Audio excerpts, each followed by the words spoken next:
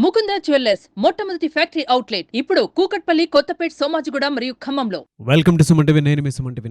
Johnny master top choreographer. So ఇవాళ మన తెలుగు రాష్ట్రాల్లో కనుక చూస్తే ఇతని న్యూస్కి సంబంధించింది అయితే సంచలనం అని చెప్పాలి. అయితే నార్సింగ్ పోలీస్ స్టేషన్లో అతని మీద ఎఫ్ఐఆర్ నమోదవటము, దాంతోపాటు పోక్సో చట్టం కూడా యాడ్ అయినట్లు తెలుస్తోంది. అయితే ఎంటైర్ ఇన్సిడెంట్ అసలు ఏం జరిగింది దీనికి సంబంధించి అనేటువంటిది ఈరోజు మనతో పాటు ప్రముఖ అడ్వకేట్ గణేష్ గారు ఉన్నారు. అది వారి మాటలో తెలుసుకుందాం. Hello sir. హలో అండి.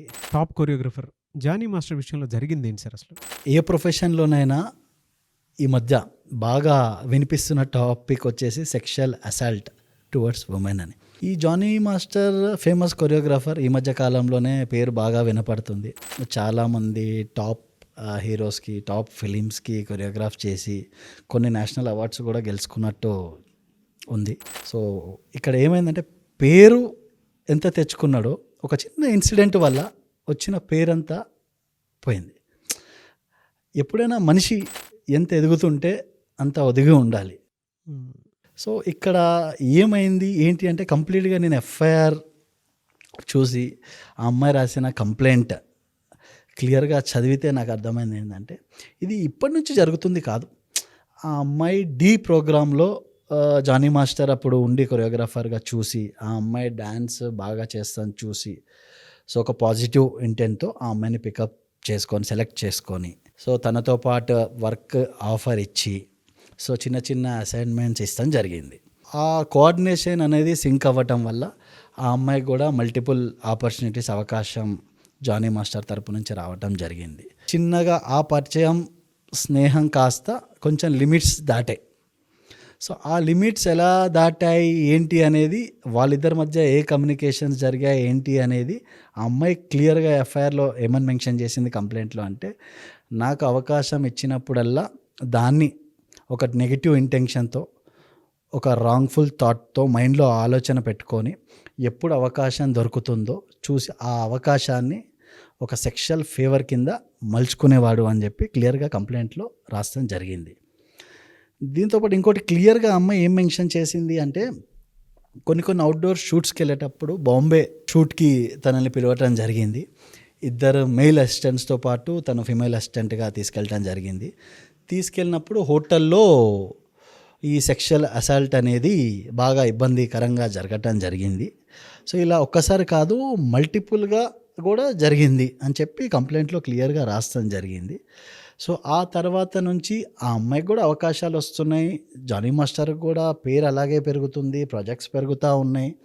సో ఒక లిమిటెడ్ పీరియడ్ అని కాకుండా అంటే ఎటువంటి సిచ్యువేషన్ వదిలేసి ఆ అమ్మాయి తను ఎక్కడ వర్క్ చేస్తే ఆ అమ్మాయిని అక్కడికి తీసుకుపోవటం కానీ, తీసుకెళ్ళిన దగ్గర పబ్లిక్లోనే మిస్బిహేవ్ చేస్తాం కానీ, సో చుట్టుపక్కల వాళ్ళు ఏమనుకుంటారు ఏంటి, ఒక అమ్మాయి ఒక రెప్యుటేషన్ ఉంటుంది, మనం ఒక ఇండస్ట్రీలో ఉన్నాము, మనల్ని 10 మంది చూస్తున్నారని కూడా లేకుండా సో ఇలా పబ్లిక్లో మిస్బిహేవ్ చేసి ఎప్పుడైతే అమ్మాయి ఆ వ్యానిటీ మేకప్ కావచ్చు, రెస్టింగ్కి కావచ్చు, జనరల్గా వెళ్ళినప్పుడు తిను కూడా ఆ వ్యానిటీ రూమ్లోకి వెళ్ళి ఆ అమ్మాయి మీద సెక్షువల్ అసాల్ట్ చేయటం అనేది జరిగిందని క్లియర్గా వచ్చేసింది.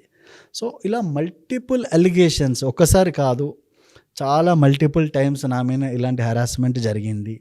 నాకెక్కడా కూడా పని రాకుండా అతను ఎవరెవరైతే అతని కాంటాక్ట్స్ ఉన్నాయో చేసి ఫోన్ చేసి నాకు పని రాకుండా చేయటం కూడా జరిగింది.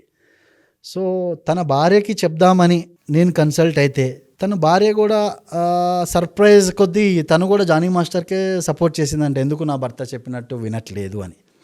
ఇవన్నీ కూడా కంప్లైంట్ విక్టిమ్ తన ఎలిగేషన్స్ అన్నీ కూడా కంప్లైంట్లో మెన్షన్ చేస్తాం జరిగింది.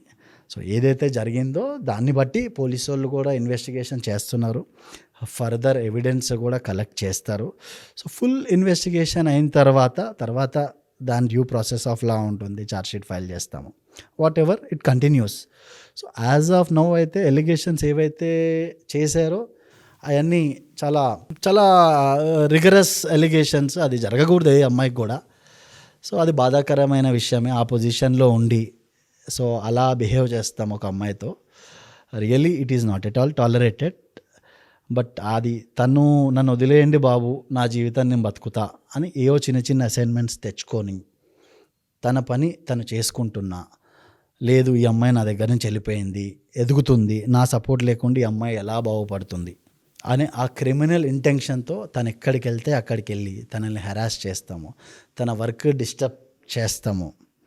ఒకానొక టైంలో తన ఇంట్లో కూడా వెళ్ళి ఇంట్లో ఉన్న ప్రాపర్టీస్ ఏవైతే ఉంటాయో గూడ్స్ డ్యామేజ్ చేస్తామో, తన స్కూటీని కూడా డ్యామేజ్ చేసి వర్క్కి వెళ్ళకుండా. సో ఇలా మల్టిపుల్ థింగ్స్ జరగటం వల్ల అమ్మాయి విక్టిమ్ వెళ్ళి ఎఫ్ఐఆర్ చేసింది, 0 ఎఫ్ఐఆర్ రాయదుర్గం పోలీస్ స్టేషన్లో. లేటర్ ఆన్ అది నార్సింగి పోలీస్ స్టేషన్కి వెళ్ళి అది అయిపోయింది. ఇప్పుడు పోలీసు వాళ్ళు ప్రిలిమినరీ ఇన్వెస్టిగేషన్ చేసి ఎఫ్ఐఆర్ రాశారు, ఫస్ట్ ఇన్ఫర్మేషన్ రిపోర్ట్ అని రాసి మన ఐపీసీ 376 సబ్ క్లాస్ 2 ఒకటి, 323 ఒకటి, 506 ఈ 3 సెక్షన్స్ అయితే ఇనిషియల్గా పెట్టారు. మరి రీసెంట్గా పాక్సో కూడా పెట్టడం జరిగింది. సో ఇవన్నీ కూడా చాలా హీనియస్ క్రైమ్, రేపుకి సంబంధించి జరిగినాయి కాబట్టి సో 376 సబ్ క్లాస్ 2 అనేది చాలా it also leads to imprisonment of life. ఆ సెక్షన్ ఏం చెప్తుంది అంటే ఒకే అమ్మాయిని మల్టిపుల్ టైమ్స్ సెక్షువల్ హెరాస్ చేసి రేప్ చేసి ఆ అమ్మాయిని కంట్రోల్లోకి తెచ్చుకొని ఒక డామినెంట్ పొజిషన్లో ఆ అమ్మాయిని హెరాస్మెంట్ చేసి అటువంటి సెక్షన్స్ 100% వర్తిస్తాయి. సో తరో ఇన్వెస్టిగేషన్ చేసిన తర్వాతే మన పోలీస్ వాళ్ళు సెక్షన్స్ పెట్టడం జరుగుతుంది. ఎందుకు అంటే without information are without proper evidence కూడా పెట్టారు. తర్వాత 323 causing voluntary hurt towards an individual women. So అది కూడా it's not easy. So next 506 criminal intimidation, property కూడా డ్యామేజ్ చేస్తాం జరిగింది వస్తువులు, సో దానికి కూడా అది పెట్టారు. పాక్సో కూడా పెట్టారు. సో బెయిల్ అనేది జనరల్గా మేము అంటూ ఉంటాం bail is rule, jail is exemption అని. బట్ ఇలాంటి కేసెస్లో ఏముంటాయంటే ఇవన్నీ కూడా సొసైటీకి అగైనెస్ట్ క్రైమ్స్. సో నీకు పక్కా ఎవిడెన్స్ ఉండి నీ నిజాయితీ నువ్వు ప్రూవ్ చేసుకొని ఫాల్స్ ఎలిగేషన్స్ అని మనం ప్రూవ్ చేసుకోగలిగితే అది ఒక 2-3 వీక్స్ టైం తీసుకొని పోలీసు వాళ్ళు ఇన్వెస్టిగేషన్ అయిపోయిన తర్వాత బెయిల్ వేస్తే కొన్ని ఛాన్సెస్ నిజంగా నువ్వు తప్పు చేయలేదని ప్రూవ్ చేసుకోగలిగితే అక్కడ జడ్జి గారు ప్రాపర్గా complaint FIR based on your evidences given by police మీరు సబ్మిట్ చేసే ఆర్గ్యుమెంట్స్ చూసి అప్పుడు డిసైడ్ చేస్తారు. But getting bail in such kind of cases అసలు ఈజీ కాదండి. దట్ కంప్లీట్లీ యాంటిసిపేటరీ బెయిల్స్కి సంబంధించింది కూడా ప్రయత్నం జరుగుతూ ఉంటుంది కదా, అది కూడా పాసిబుల్లా కదా? లేదు, ఎవరైనా నేను తప్పు చేయలేదు, నేను నిర్దోషిని అని తెలిసి ఆర్టికల్ 21 ఏం చెప్తుంది మనకి, మీకు మీ ఇండివిజువల్ రైట్, మీకు ఫ్రీడమ్ ఉంది. ఆ ఫ్రీడమ్ మీరు ఎలానైనా ఉపయోగించుకోవచ్చు. మీరు తప్పు చేశారా చేయలేదు అనేది కంప్లీట్ ఇన్వెస్టిగేషన్ అయిన తర్వాత ఎఫ్ఐఆర్ అంటే starting stage of information what way received. Charge sheet అనేది తరో ఇన్వెస్టిగేషన్ చేసిన తర్వాత ఫైల్ చేసే రిపోర్ట్. సో ఈ సీక్వెన్స్ ఆఫ్ టైం పీరియడ్లో ఏమవుతున్నాయి, పోలీసు వాళ్ళు ఏ ఎవిడెన్సెస్ కలెక్ట్ చేశారు, ఎంత ఇన్ఫర్మేషన్ వచ్చింది, ఎలా ఉంది ఏంటి అనేది ఫ్యూచర్లో తెలుస్తుంది. బట్ మీన్ వైల్ నేను నిజంగా తప్పు చేయలేదు, నేను నిర్దోషిని, నా మీద అన్ని ఫేక్ ఎలిగేషన్స్ ఉన్నాయి అని నిజంగా నమ్మి నువ్వు ప్రూవ్ చేసుకోగలిగితే కోర్టులో 100% యాంటిసిపేటరీ అప్లై చేసుకోవచ్చు. ఇందాక మీరు జైలుకి సంబంధించింది ఒక మాట అంటం జరిగింది. ఈ సెక్షన్స్కి జనరల్గా ఎన్ని ఇయర్స్ జైలు ఉంటుందండి? 376 సబ్ క్లాస్ 2కి వచ్చేసరికి మినిమం 10 years అండి, లైఫ్ కూడా పడవచ్చు అండ్ ఫైన్. సో ఇప్పుడు రిగరస్ క్రైమ్స్ ఇవన్నీ సొసైటీకి against crimes. So it's not that easy. ఇలాంటి ఎలిగేషన్లో ఎవరైనా ఉండటం అనేది చాలా బాధాకరమైన విషయము.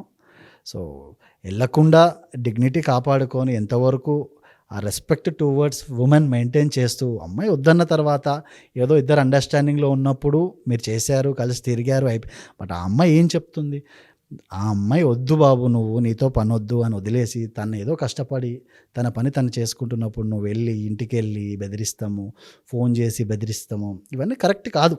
ఎవరికైనా ఏదున్నా ఎవరి డిగ్నిటీ వాళ్ళు మెయింటైన్ చేసుకోవాలి. ఎందుకంటే ఒక రెప్యుటేటెడ్ పొజిషన్లో ఉన్నప్పుడు మీరు మంచి టాప్ కొరియోగ్రాఫర్గా ఒక లీడింగ్ పార్టీకి కూడా మీరు సపోర్ట్ చేస్తూ పబ్లిక్కి మీరు హెల్ప్ చేసే మోటోతో ఉన్నప్పుడు సో ఇలాంటివి అనేది అదర్ వే ఆఫ్ మైండ్ ఒక మనిషిలో రెండో కోణం ఉండటం వల్ల సో అందరు ఏమనుకుంటారు. సో ఇంతే, ఇప్పుడు మిమ్మల్ని చూసి ఎంతోమంది ఇన్స్పిరేషన్గా తీసుకునే వాళ్ళు యూత్ చాలామంది ఉంటారు, డాన్సర్స్. ఇప్పుడు మీరు ఇలా చేసినందుకు ఎంతోమంది యూత్కి మీరు రాంగ్ సైన్ ఇస్తున్నారు. So is what my opinion. Yes అండి. లీడింగ్ పొలిటికల్ పార్టీలో ఉండి కూడా ఇలాంటివి జరగటం అనేది నిజంగా బాధాకరం. చాలా బాధాకరమైన విషయం. బట్ వాళ్ళు కూడా నాకు తెలిసిన అప్డేట్ ఏంటంటే ఇమీడియట్గా పార్టీ కూడా బేసిక్ థింగ్స్ నుంచి సస్పెండ్ చేస్తూ you are not nowhere consider to the party అని రాస్తాం జరిగింది. ఎవరైనా ఇప్పుడు ఒక మనిషి రెండో కోణం ఏంటో ఎవరికి తెలియదు బయటపడ్డదాకా. సో అది తెలిసిన 100% యాక్షన్ తీసుకుంటారు. సో నువ్వు మంచా చెడా అన్నది చట్టాలు ఉన్నాయి, కోర్టులు ఉన్నాయి.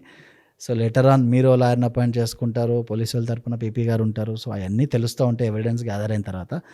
బట్ నీ మీద ఇప్పుడున్న ఎలిగేషన్ అయితే అది చాలా తప్పు. అలా ఎవరికి జరగకూడదు. జరగటం అనేది బాధాకరమైన విషయం. చూద్దాం ఏ విధంగా ఉంటుంది అనేది. Thank you so much Ganesh గారు. రైట్ అండి.